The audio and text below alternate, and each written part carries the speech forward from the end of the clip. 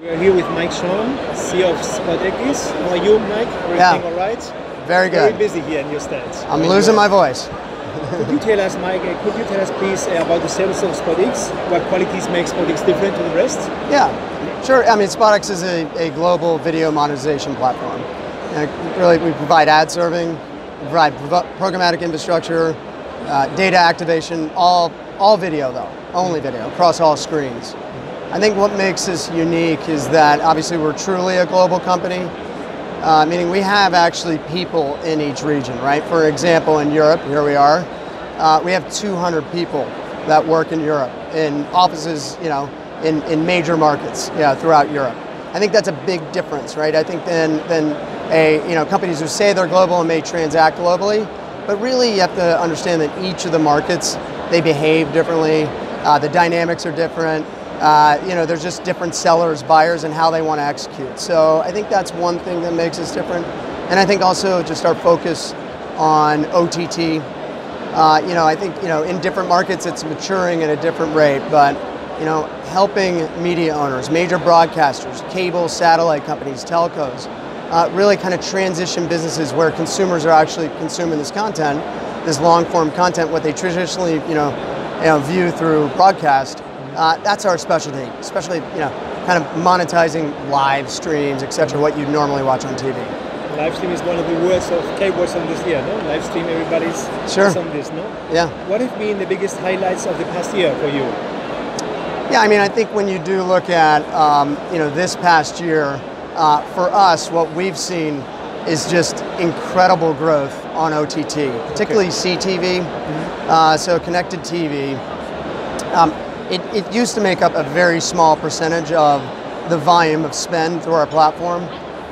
Just recently, we've crossed over 40% of all volume through our platform is OTT, and actually a large majority of that is actually connected TV. So delivering ads on big screen TVs in the living room, but via IP-based means. So dynamic ads, long-form content, on broadcast content. I mean, it's been such a big change, but particularly in places like the US. All right. What do you think is happening with the TV industry in the United States? No? There are some big changes, no? The cables, the Netflixes, the platforms.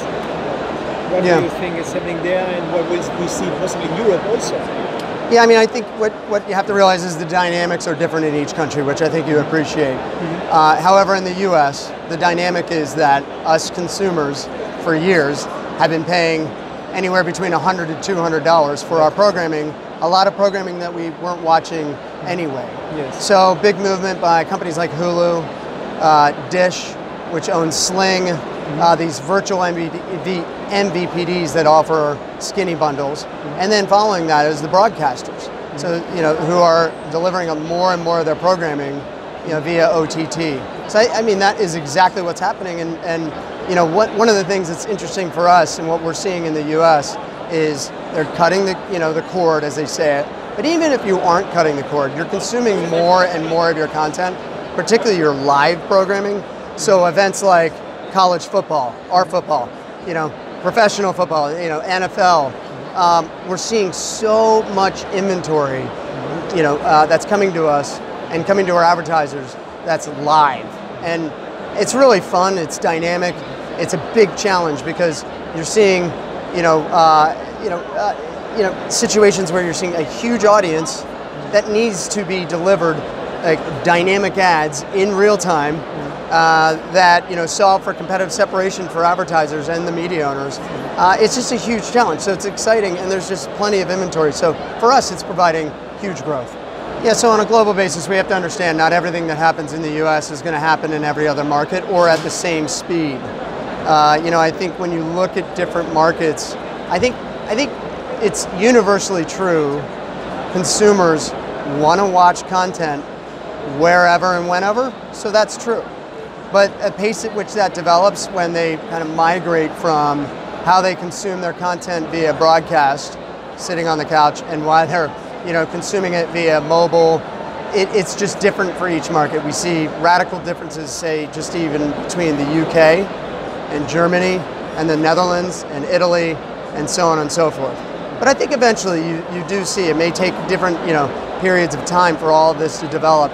You see the same trends, which is what I talked about. People consuming that long form content via IP-based means, mobile, connected TVs, etc.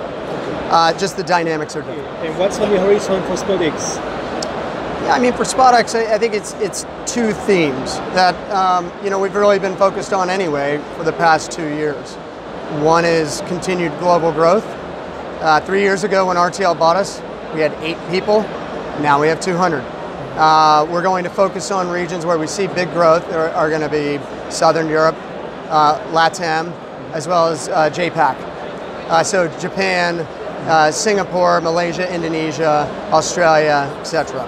So when you look at and break down our revenues, about 60% are North America, 40% probably Europe, and then a smaller percentage, less than 5%, is coming from the JPAC region. So we see those two businesses growing very, very fast. So that and a continued focus on OTT, particularly the live OTT. So the United States market is like full now.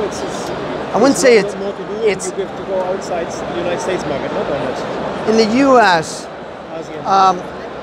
what we've set out what we wanted to do from the standpoint. Almost every broadcaster works with us in the U.S. Okay, so almost all virtual. But there's still a challenge in the entire ecosystem from a monetization standpoint. So we still have a huge amount of runway. And I think most analysts will say the OTT market in the US, is it a $5 billion market? Will it be a 10 billion, 20 billion, 40 billion? I don't think anybody can predict. Everybody can say it's going to be that big, but how fast are we going to get there? And that's where the growth is going to come from in the US. Okay. And at least, what do you think about this DMEXCO, this fair this year? What newness do you show this year in the next one? What will you show here? Some new products or services? And what do you think about how it's growing, going this year? Yeah, I mean, DMEXCO is an amazing conference. It's the same in terms of productivity. You're late for every meeting because every meeting's great and you're getting so much done. I think for us, we're not just a U.S. company coming in here once a year and getting business done.